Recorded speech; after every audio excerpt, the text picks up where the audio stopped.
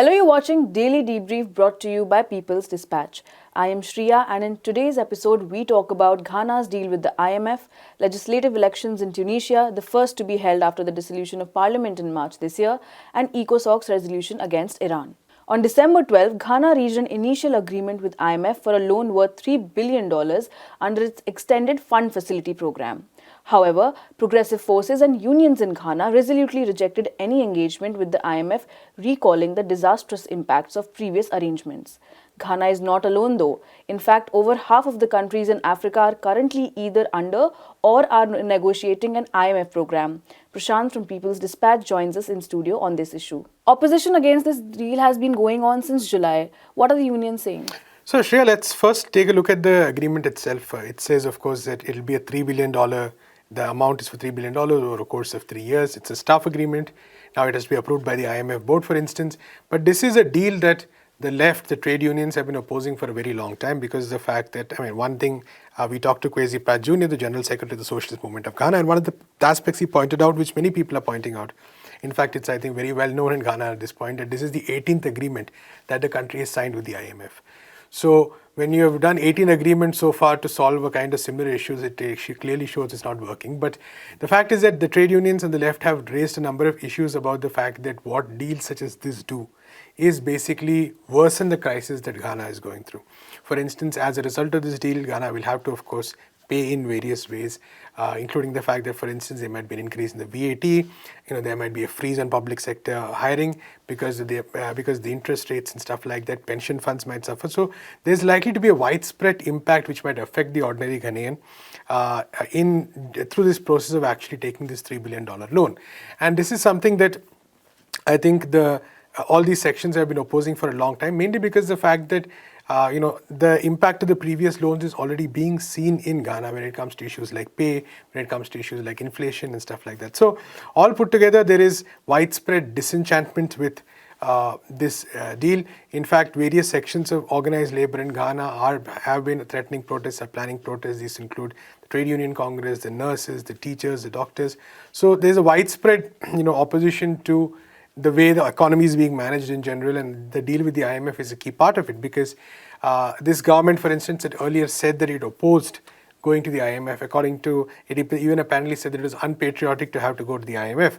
But now it turns out that this government has been done the same. So irrespective of whichever party is in power, irrespective of whatever the political leaders say when they're in the opposition, it seems that ultimately what people have been doing, what the leaders have been doing, and political elite has been doing in Ghana is to go to the IMF. And this, in fact, there's a strong parallel, I think, between the case in Ghana and so many countries across the world. We talked about Sri Lanka before, we talked about Pakistan before, we talked about many other countries.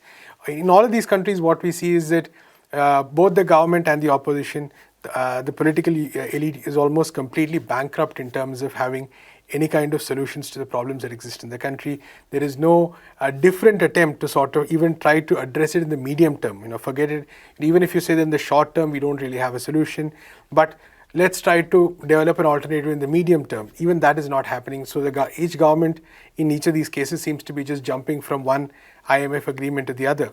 And what this essentially does is further reduce the mandate of the state, further, bring more people to the mercy of the markets and capital, and create a situation where the rich continue to benefit, whereas the ordinary person, the ordinary Ghanaian, the ordinary Sri Lankan, the ordinary Pakistani, all of them tend to actually suffer more because of the terms of these deals.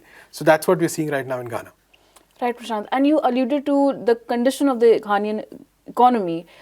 Can you tell us if IMF loan is the way to solve it? So I think the point is that the structural issues are much, much more, which is what, among other things, Kwesi Pratt Jr. was telling us. The fact that Ghana is a country rich with resources. It's the second largest producer of cocoa in the world. It's, I believe, the sixth largest producer of gold. It has amazing resources in terms of natural resources where rice can be grown, for instance, an excellent system of waterways and rivers, and it, of course, borders the sea. But despite all this, you see that there is actually a huge amount of imports taking place in Ghana. So even basic essentials, he cited, for instance, the example of tomatoes or eggs for that matter, biscuits, clothes, all of this is being imported. So when a country is so dependent on imports, then its currency is bound to crash. Its currency is going to find it very difficult to survive. And we know that this is exactly what happened in Sri Lanka as well. And the Ghanaian currency, the cedi, has been among the worst performing currencies in the world this year, I believe. So the real problem here basically is that there is actually very little production that is taking place, despite this abundance of natural resources, despite the potential of the Ghanaian population. There is actually very little production that is taking place, and Ghana has become a country which has been heavily reliant on imports. Now, alongside this, we also need to see that whatever exploitation of natural resources is taking place is not benefiting the people at large. It's benefiting only a small section of the population. For instance, the mining companies are making a bonanza in Ghana, whereas the government, that is the people, do not actually have much benefits out of it, right? And this extends to most other sectors of the economy as well. So when there is no production, when the use of natural resources is entirely to the benefit of a small section of the population, the economy really can't sustain. And we also have a situation where Ghana is in a huge amount of debt. I believe over 100% of the revenue is spent on debt servicing, which basically means that what is left in the economy. So you have this crisis which on the surface of it, there seems to be various elements to this crisis. But all these elements boil down to one basic thing, that the structure of the economy is not meant to benefit the common person. The structure of the economy is meant for the benefit of a very select few number of people. And this, I think, is a problem that ultimately needs to be resolved, which is what I was talking earlier also, that if you need to find a medium-term solution, you need to look at improving the productive sectors of the economy.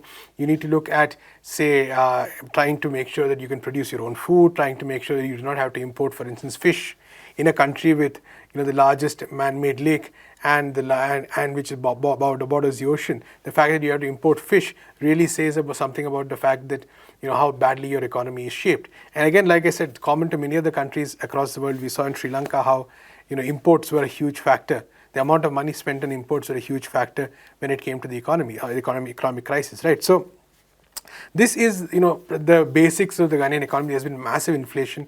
I believe the staple food that's consumed in Accra, its prices increased by some 500%. Petroleum prices have doubled over the past year or so. So given all this, it's pretty much, an economy that all its vitals are in the red, so to speak. And this, I think, this exposes the inability of various governments in the past many years. Like I said, it's not just one government's fault. It's a fault of an entire system of governments in so many years to come up with even the bare minimum of an alternative solution to this. And every time there is a crisis, you go back to institutions such as the IMF, you take loans in order to tide over your current crisis, and then some years later a fresh crisis emerges. And like I said, the left, the trade unions, these sections have been consistently flagging these issues, raising these concerns. So it does look like now we're going to see some major interventions by them too. Thank you, Prashant, for joining us. On December 17, Tunisia will go to elections more than a year after President Kais Saied dismissed the last elected government. Political parties, many of whom were a part of the previous parliament, have unanimously called to boycott the elections, which will be held under a new electoral law and a new constitution.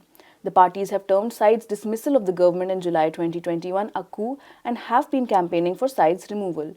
We go to Abdul to know what makes the new law problematic and why is it being boycotted. Welcome to this episode, Abdul. Can you tell us a little bit about the background of this issue and what led to the dissolution of parliament in Tunisia this year? After his election, Kais Saied was basically facing a kind of unstable government in Tunisia. Though the instability and the allegations against the governments at the time related to corruption, misuse of political positions, and so on and so forth, had been theirs ever since the post-2011 uprising, the new constitution and new government which came to power. But Kais Saied, because he was given a strong mandate by the people, basically used his mandate to kind of dismiss the government at the time and suspended the parliament, claiming that he is basically beginning a new political process in the country which will see addressal to the widespread corruption and other problems in Tunisia. So, of course, the people in Tunisia are divided to a very large level, but the majority of the political parties, those who were the part of the parliament at the time and the part of the government, have called Kais Saied's move the so-called political process and national dialogue, based on which the new constitution was formulated earlier this year, as a coup. And there were demonstrations going on. There was a call to boycott the referendum, which was held in July this year, which was by and large successful, because only 30% of the people participated in the referendum. Of course, those who participated, overwhelmingly, they approved the new constitution. And despite the opposition, despite the boycott call and everything, the constitution was adopted in July. And the new elections, which we talked about, is basically happening under the new constitution. Since there is a dispute about the constitution, there is a dispute about the electoral law, and there is a question mark about the coup which happened in July last year. Of course, the political parties in Tunisia are opposing the new elections. And Abdul, a little bit about what the new constitution and the new law in Tunisia, what makes it problematic and why is it being criticized? As per the experts who have studied the new constitution, the constitution gives overwhelming power to the president and curtails the powers of the parliament. This is one problematic area, apart from the fact that the political parties are also raising questions related to the process through which the constitution was formulated at the first point. The commission which was appointed to draft the constitution, the chair of that commission came out in public and questioned the draft, claiming that whatever the commission proposed and whatever is claimed to be the final version of the constitution, there is a difference. It means hinting that Kais Saied himself tempered with the draft submitted by the commission. Then the political parties and the civil society groups talked about the lack of consultation, which during the process through which the draft was made. So the fact that the constitution itself gives more power to the president, and there was a faulty consultation process through which the constitution was agreed, is the primary reason that most of the political parties, even the parties who support it, which supported the dismissal of the government in July 2021, even they have given the call for the boycott. There are also questions related to the electoral law. New electoral law, which basically changes the electoral system in the country from proportional representation to first past the post based on the majoritarian system. Then it also ends the public funding to the political parties. It means there are claims made that this will lead to more private funding, and the election will be reduced to the race between the wealthy, and those who do not have enough resources will not be able to participate in the elections, and so on and so forth. So both the process through which these changes were made and the changes made, both of them have been questioned by the political parties and the majority of the civil society groups in Tunisia. And that's why the call for the boycott of December 17 elections. Right, and I think there is also provision about there's no representation of women and other sections of that the is very society. significant, that all the affirmative action provisions which were there in the 2014 constitution in Tunisia have been removed. It means that there is no fixed quota for women, no fixed quota for youth, there is no quota for the physically disabled, which were there in the earlier constitution and the law. All right, all right. Thank you so much, Abdul. We'll be back for the next story with you. ECOSOC, the Economic Social Council of the United Nations, has passed a resolution against Iran. The resolution brought by the United States got cleared but not without controversy. It bars Iran from the UN Commission on Status of Women until its term expires in 2026. The United States brought the resolution citing the protest against the dress code imposed in Iran, saying the Iranian government repressed the movement. But it met bitter opposition from several countries on multiple grounds. Abdul from People's Dispatch is back with us on this story. Abdul, can you tell us a bit about what is this resolution and how it came to be?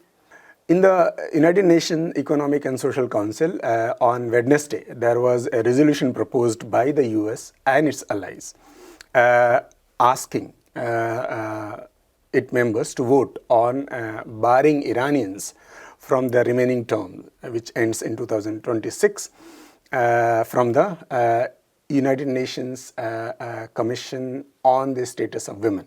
This is another organization, a part of the ECOSOC, but it's a separate body which deals with the women's status in the world, talks about, sets the parameters of gender equality, women's empowerment, and so on and so forth.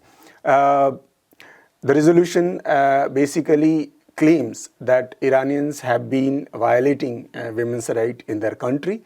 They also claim that the Iranian state had used massive force against the protesters. There are protests going on in Iran since September, and it basically claims that Iran has also a record of systematic violations of human rights. So all these together, the resolution was proposed, which was of course voted on in the ECOSOC, and it basically ultimately passed with 29 members voting in favor, which includes the US and its most of the European allies. 8 countries voted against the resolution, which includes China, Russia, Bolivia, and other countries, and 16 countries abstained, including India. The resolution, the nature of the resolution, the way it was proposed, has led to several questioning about different kinds of questioning, and countries who voted against it, China, Russia, along with Iran, have also raised questions about the legality of the resolution itself. And how do we understand the context of this resolution in the background of the protests? In Iran, since September, the protests are going on.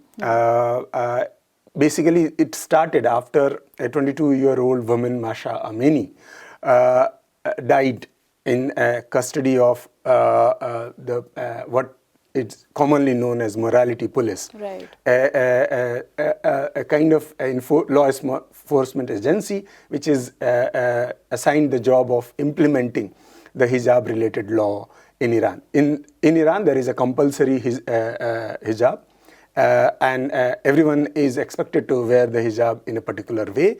And if there is a problem, this particular institution, which was created in 2009, basically can give you lessons about morality and asks you to wear hijab in a particular way. So when this morality police arrested Masha Amini, and she died later, there are claims made by the protesters that Masha Amini was brutally assaulted in the custody, which Iranian government has denied, claiming that she died because of the health reasons.